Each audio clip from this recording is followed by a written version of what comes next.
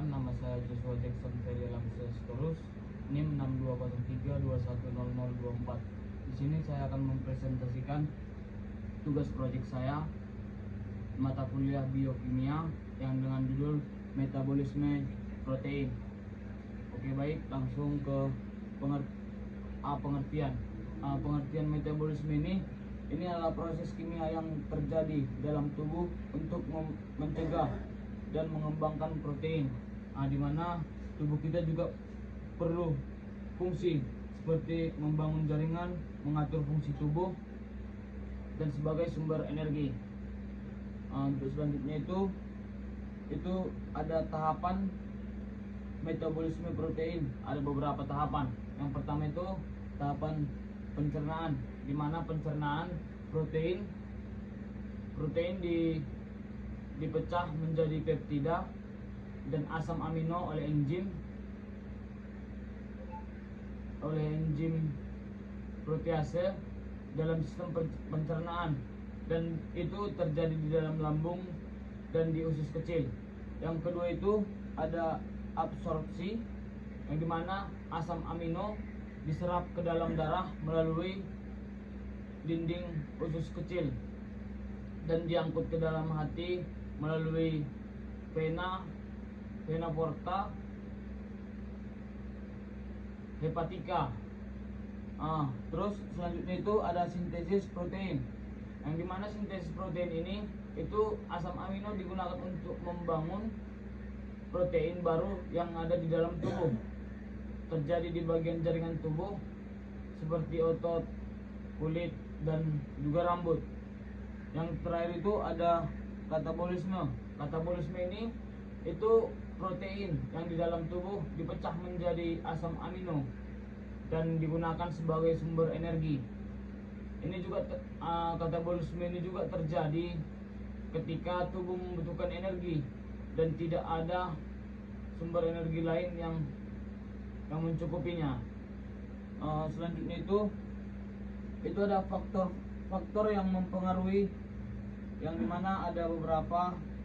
Itu yang pertama ada usia ini, metabolisme protein dapat memperambat dengan bertambahnya usia. Jadi protein kita juga bisa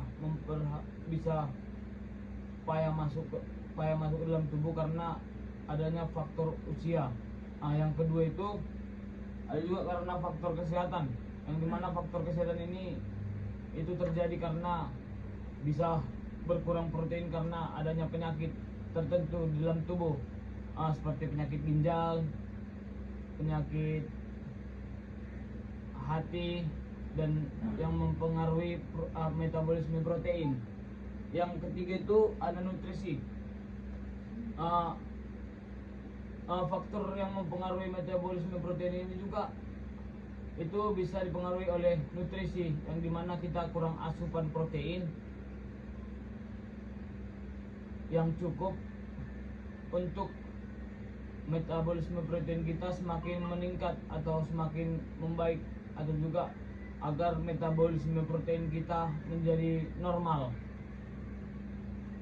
Yang selanjutnya ada faktor yang mempengaruhi.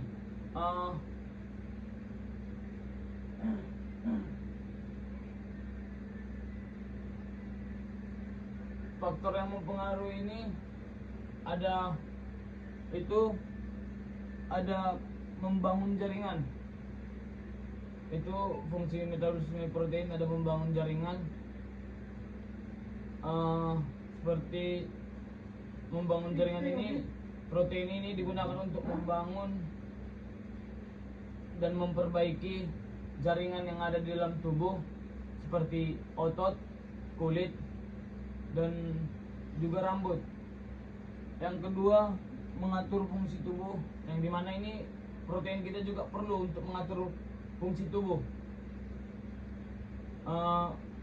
yang berperan dalam mengatur berbagai fungsi seperti enzim, yang dimana enzim juga dapat mempercepat reaksi kimia di dalam tubuh, dan juga seperti hormon dapat mengatur fungsi tubuh seperti insulin dan hormon pertumbuhan.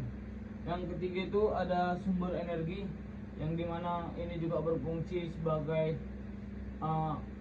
sumber energi ketika karbohidrat di dalam tubuh kita dan lemak di dalam tubuh kita itu tidak mencukupi. Yang keempat itu mengatur keseimbangan cairan, yang dimana mengatur keseimbangan cairan ini itu seperti protein membantu mengatur keseimbangan cairan dalam tubuh, dan dapat mempertahankan osmotik.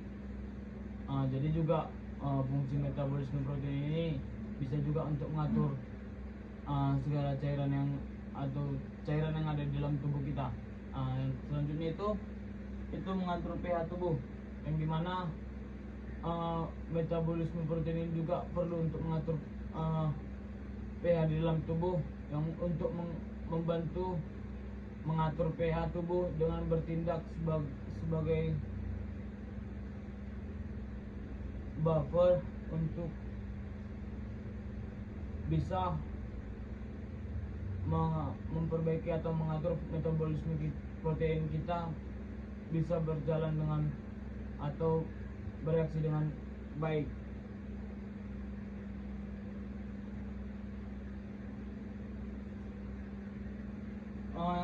Mungkin yang terakhir itu kesimpulan, yang dimana kesimpulan dari saya itu metabolisme protein adalah proses pentingnya dalam tubuh untuk membangun dan memperbaiki jaringan serta mengatur fungsi tubuh. Faktor-faktor seperti usia, kesehatan, nutrisi, dan hormon dapat mempengaruhi metabolisme protein. Memahami metabolisme protein dapat membantu menjaga kesehatan dan fungsi di dalam tubuh kita. Mungkin itu saja yang dapat saya sampaikan.